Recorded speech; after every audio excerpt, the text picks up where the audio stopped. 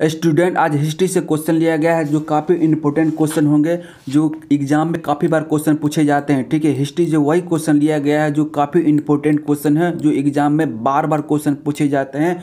उस क्वेश्चन को इस क्लास में डिस्कस किया जाएगा जो एग्जाम में बार बार क्वेश्चन पूछे जाते हैं। ठीक है, और ख़ास का आईसीएआर का जो बहाली आया था, आईसीएआर का वैकेंसी आया था, उसका एग्ज़ाम 28 फरवरी से स्टार्ट होने वाला है। ठीक है, आईसीआर टेक्नीशियन का जो एग्ज़ाम होने वाला है 28 फरवरी से स्टार्ट होने वाला है, तो उसके लिए खास कर ये क्लास काफ़ी ज़्यादा इम्पोर्टेंट होंगे। ठीक है, और ये हिस्ट्री में जितने इम्पोर्टेंट क्वेश्चन इस क्लास में डिस्कस किया जाएगा। और इससे पहले वाले क्लास में ज्योग्राफी का क्लास किया गया था, जो कि ज्योग्राफी से जितने इम्पोर्टेंट क्वेश्चन होंगे उस क्वेश्चन को उस क्लास में डिस्कस किया गया था। आप उस क्लास को भी जाकर देख सकते हैं पिछले वाले वीडियो में। ठीक है, तो हम लोग चलते हैं। देखिए, टाइम ज़्यादा नहीं, इसलिए हमको ज़्यादा टाइम बर्बाद नहीं करना है। ठीक है, तो हम लोग क्वेश्चन की ओर चलते हैं। पहला क्वेश्चन क्या क्या, तो देखिए आप लोग भी इसको वीडियो को अगर समझ में नहीं आएगा, वीडियो को रोक कर देखिएगा। ठीक है, और अपने से बनाने का प्रयास कीजिएगा। ठीक है, तो पहला क्वेश्चन क्या क्या था वो देखिए।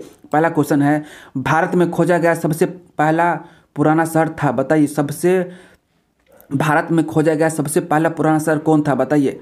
भारत में खोजा गया सबसे पहला पुराना शहर कौन था, तो हड़प्पा शहर था। ठीक है, भारत में खोजा गया सबसे पहला पुराना शहर कौन था, तो हड़प्पा शहर था। ठीक है, अगला क्वेश्चन देखिए। अगला क्वेश्चन जी, जो भी क्वेश्चन है काफ़ी इंपॉर्टेंट क्वेश्चन है, इसलिए आप लोग बनाने का स्टार्ट कीजिए। ठीक है, आप लोग ही बताइए। ठीक है, जवाब दीजिए, आंसर दीजिए। ठीक है, अगला क्वेश्चन देखिए क्या कहता है, हड़प्पा सभ्यता किस काल से संबंधित है। ठीक है, हड़प्पा सभ्यता किस काल से संबंधित थी, बताइए। हड़प्पा सभ्यता किस काल से संबंधित थी, बताइए आप लोग। हड़प्पा सभ्यता किस काल से संबंधित थी, तो कांस्य युग से संबंधित है। ठीक है, अगला क्वेश्चन देखिए। अगला क्वेश्चन क्या कहता है, देखिए अगला क्वेश्चन है कि कालीबंगा कहाँ स्थित है, बताइए। कालीबंगा कहाँ स्थित है, कालीबंगा कहाँ स्थित है, तो राजस्थान में स्थित है। ठीक है, कालीबंगा कहाँ स्थित है, तो राजस्थान में स्थित है। ठीक है, अगला क्वेश्चन देखिए। अगला क्वेश्चन आपके सामने ये रहा।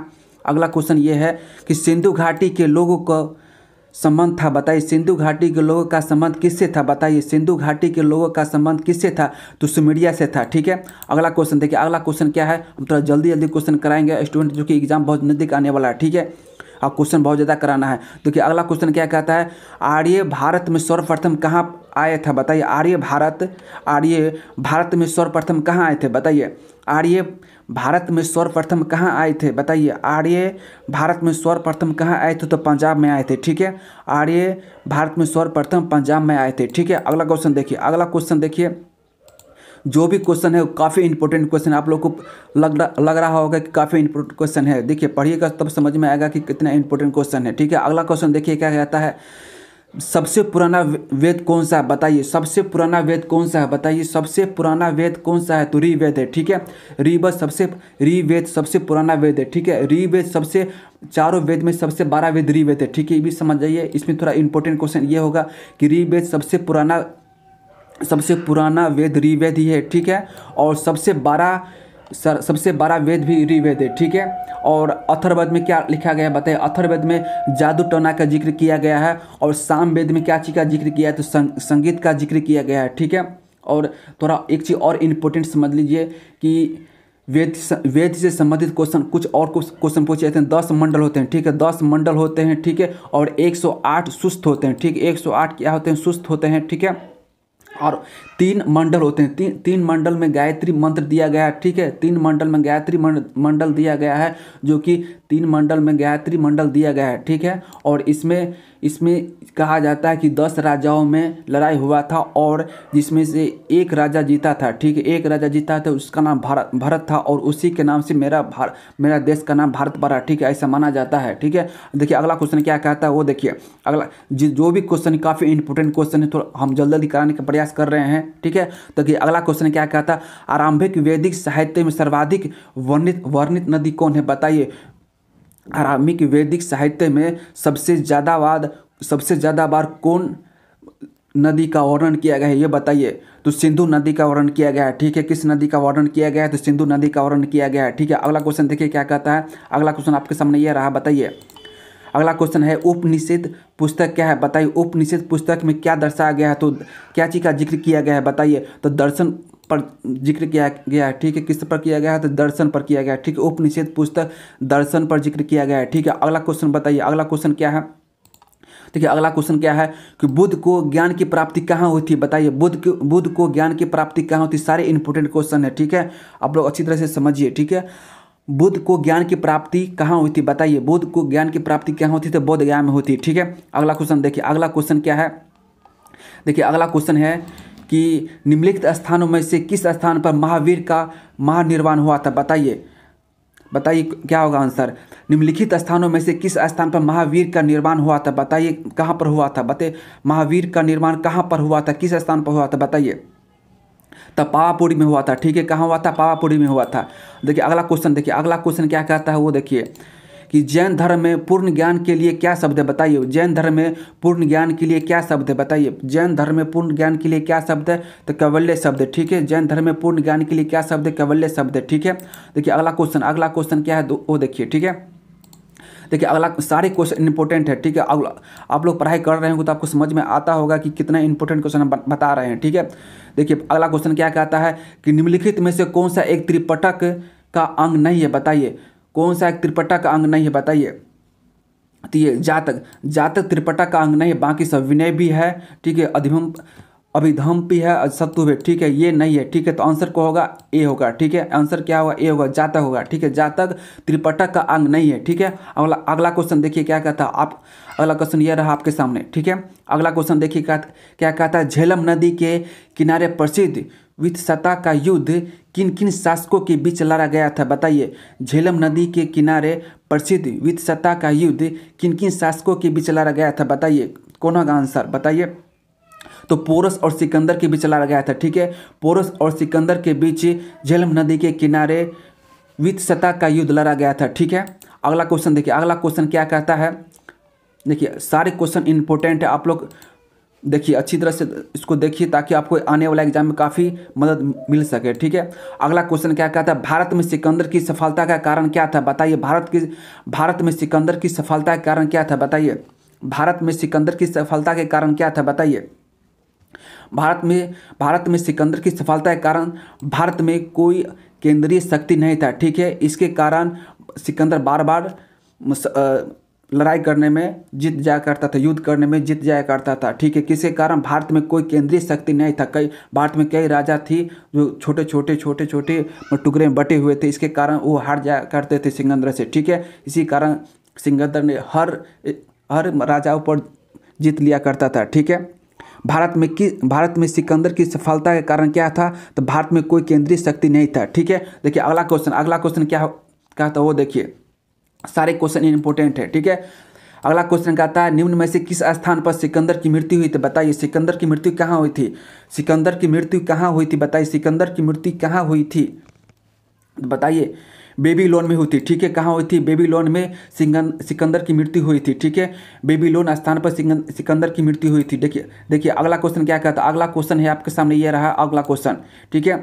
निम्नलिखित में से किसने कल सूत्र की रचना की? बताइए निम्नलिखित में से किसने कल सूत्र की रचना की? बताइए निम्नलिखित में से किसने कल सूत्र की रचना की? बताइए तो भद्रबाहु ने कल सूत्र की रचना की, ठीक है। किसने की? भद्रबाहु ने, ठीक है। देखिए अगला क्वेश्चन क्या कहता है? चाणक्य का अन्य नाम क्या था? बताइए चाणक्य का अन्य नाम क्या था? बताइए चाणक्य का अन्य नाम क्या था? बताइए तो विष्णुगुप्त था, ठीक है। क्या था? विष्णुगुप्त। देखिए अगला क्वेश्चन क्या कहता है वो देखिए, अगला क्वेश्चन आपके सामने ये रहा। देखिए अगला क्वेश्चन क्या कहता है? मद्रास का लेखक निम्न में से कौन है? बताइए मद्रास का लेखक निम्न में से कौन है? बताइए मद्रास का लेखक निम्न में से कौन है?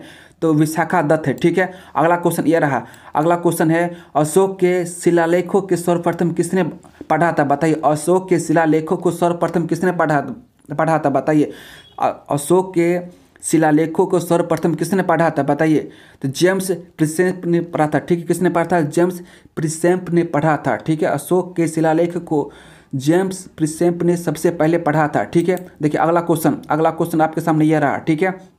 देखिए अगला क्वेश्चन क्या कहता है? अगला क्वेश्चन आपके सामने यह रहा, विक्रत संवत कब आरंभ हुआ था? बताइए विक्रत संवत कब आरंभ हुआ था? बताइए तो बताइए 5700 ईसा पूर्व में, ठीक है। कब हुआ था? 5700 ईसा पूर्व में, ठीक है। देखिए अगला क्वेश्चन आपके सामने ये रहा, देखिए अगला क्वेश्चन क्या कहता है कि चरक कौन था, बताइए चरक कौन था, बताइए आप लोग आंसर दीजिए, आप लोग आंसर दिए चरक कौन था, बताइए आंसर दीजिए चरक कौन। चरक एक चिकित्सक और कनिष्क काल था, ठीक है, एक चिकित्सक था, ठीक, कौन सा था, चरक जो था एक चिकित्सक था, ठीक है, और किस काल में था, कनिष्क काल में आया था, ठीक है।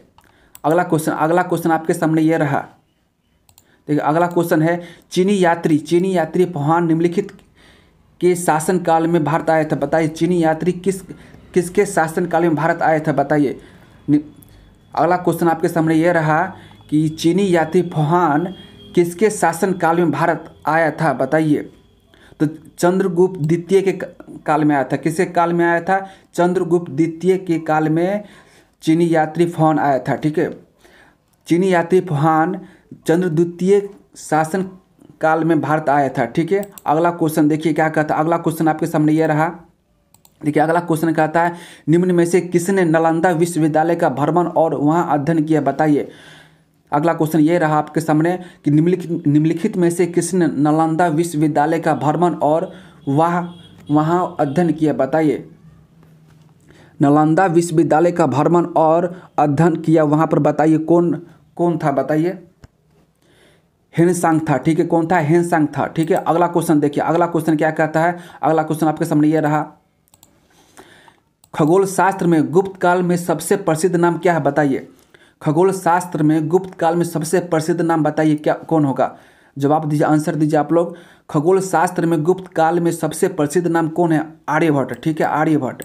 और देखिए अगला क्वेश्चन देखिए क्या कहता है कि तराइन और थानेश्वर का द्वितीय युद्ध कब हुआ था, बताइए। तराइन और थानेश्वर का द्वितीय युद्ध कब हुआ था, बताइए। तराइन और थानेश्वर का द्वितीय युद्ध कब हुआ था, तराइन और थानेश्वर का द्वितीय युद्ध कब हुआ था, तो 1192 ईस्वी में हुआ था, ठीक है। आप लोग जवाब दीजिए, तराइन और थानेश्वर का द्वितीय युद्ध कब हुआ था, तो 1192 ईस्वी में हुआ था, ठीक है। देखिए अगला क्वेश्चन क्या कहता है, देखिए अगला क्वेश्चन आपके सामने यह रहा कि पृथ्वीराज चौहान के दरबारी कवि का नाम क्या था, बताइए। पृथ्वीराज चौहान के दरबारी कवि का नाम क्या था, बताइए।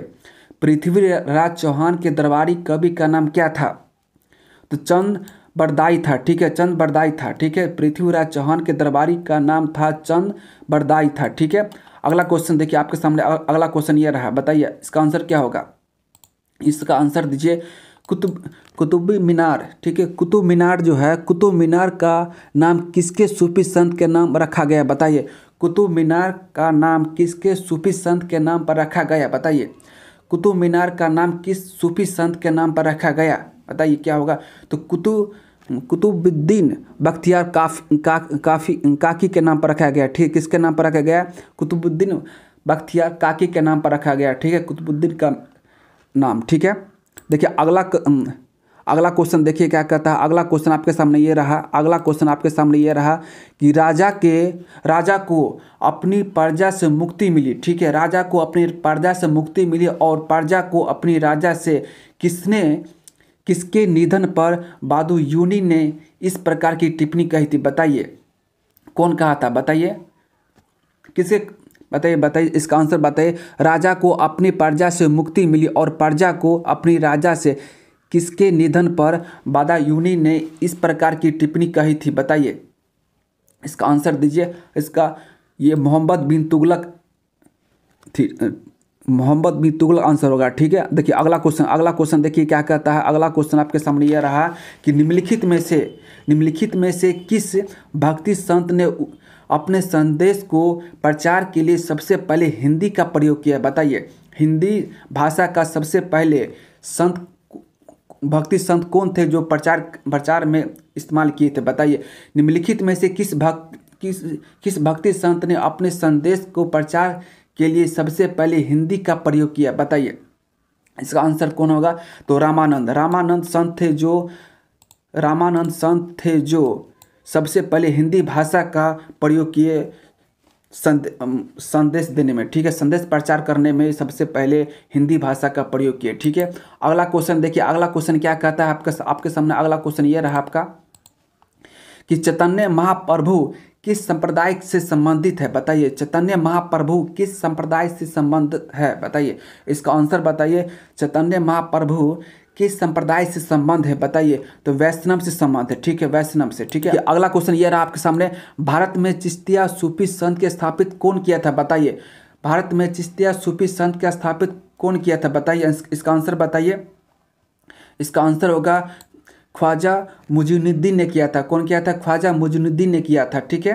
अगला क्वेश्चन देखिए, अगला क्वेश्चन आपके सामने ये रहा कबीर के गुरु कौन थे बताइए? ये तो आसान आसान कौन सा है, ये जो है कबीर के गुरु कौन थे बताइए? कबीर के गुरु कौन थे? इसका आंसर बताइए आप लोग। तो रामानंद थे, ठीक है। कौन थे? रामानंद थे, ठीक है। अगला क्वेश्चन देखिए, अगला क्वेश्चन आपके सामने ये रहा।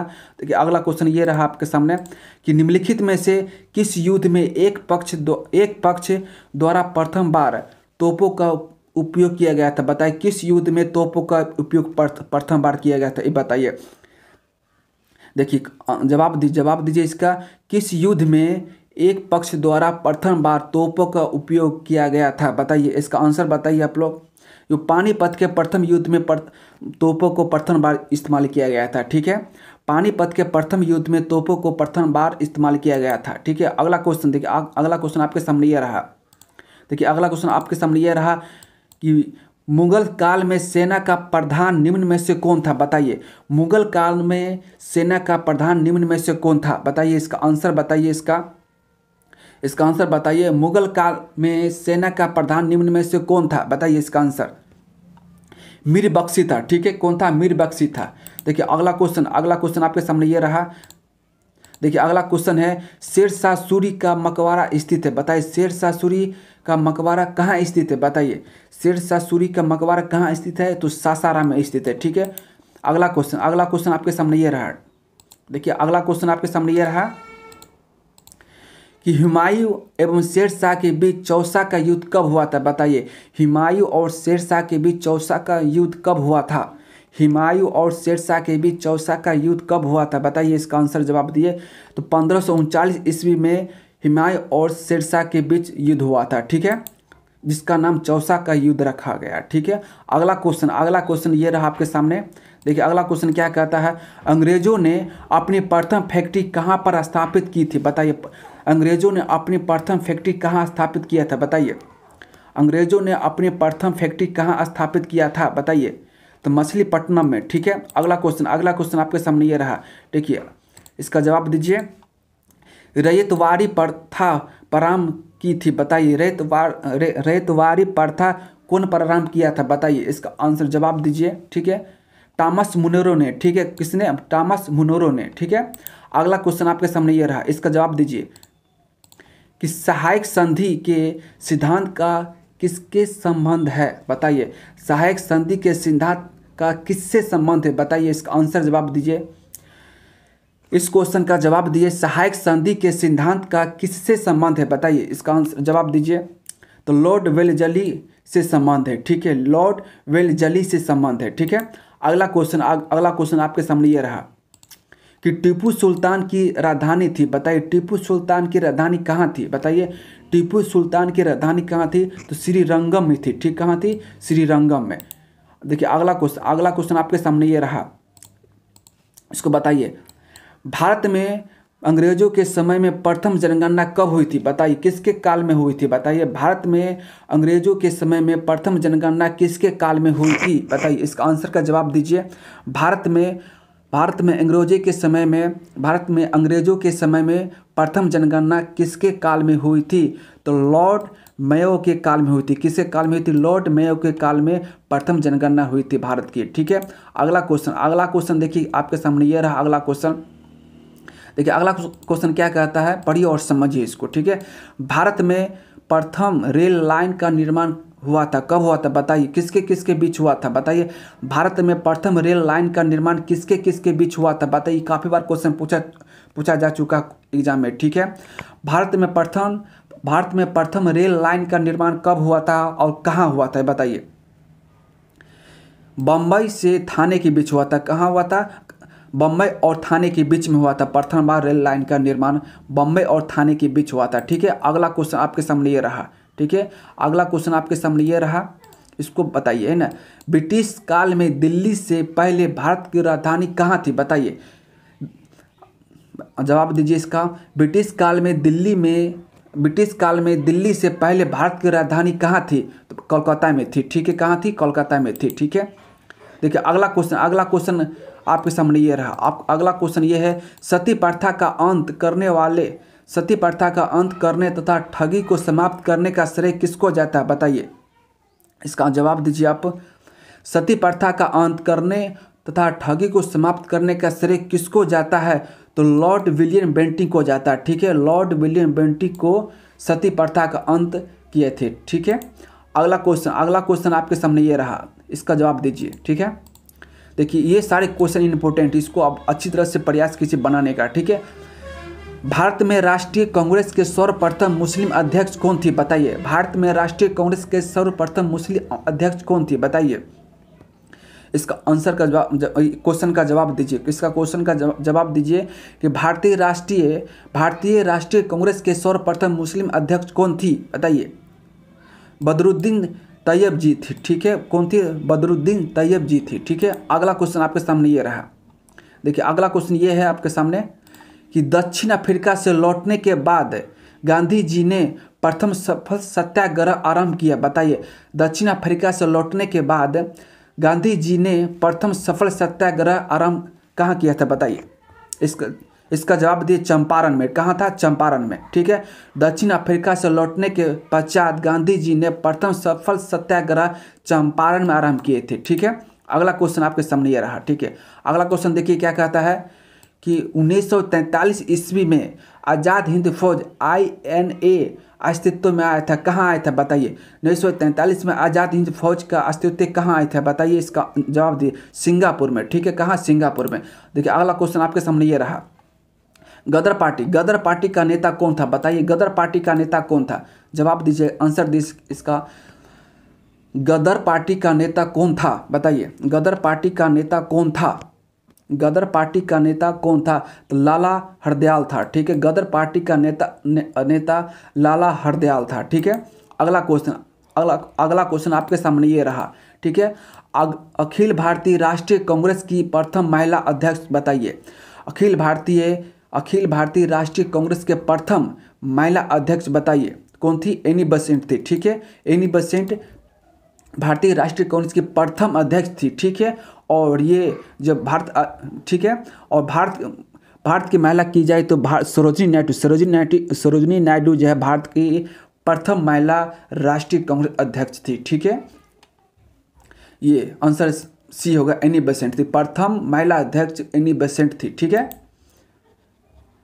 देखिए अगला क्वेश्चन आपके सामने ये रहा। बताइए। इसका जवाब दीजिए कि महात्मा गांधी को सर्वप्रथम राष्ट्रपिता किसने कहा था? बताइए। महात्मा गांधी, ये सारे क्वेश्चन इंपॉर्टेंट क्वेश्चन है और ये क्वेश्चन एग्जाम में बार बार पूछे जाते हैं, इसलिए इस सब क्वेश्चन को मैंने इस क्लास में डिस्कस कराया है, ठीक है। अब देखिए इसका जवाब दीजिए। महात्मा गांधी को सर्वप्रथम राष्ट्रपिता किसने कहा था? बताइए। महात्मा गांधी को सर्वप्रथम राष्ट्रपिता किसने कहा था? बताइए। इसका जवाब दीजिए। सुभाष चंद्र बोस ने। किसने कहा था? सुभाष चंद्र बोस ने। स्टूडेंट ये सारे क्वेश्चन इंपॉर्टेंट थे जो कि हम लोग 50 क्वेश्चन लिए हैं, जो हिस्ट्री से इतिहास से काफ़ी ज़्यादा इंपॉर्टेंट क्वेश्चन थे। उस क्वेश्चन को इस क्लास में डिस्कस कराया गया है, जो एग्जाम में बार बार क्वेश्चन पूछे जाते हैं, ठीक है। और खासकर ICAR के एग्जाम में ये क्वेश्चन काफ़ी इंपॉर्टेंट होंगे। तो ये क्लास अगर आपको अच्छा लगा होगा तो मेरे चैनल को आप सब्सक्राइब कर सकते हैं। बहुत बहुत धन्यवाद।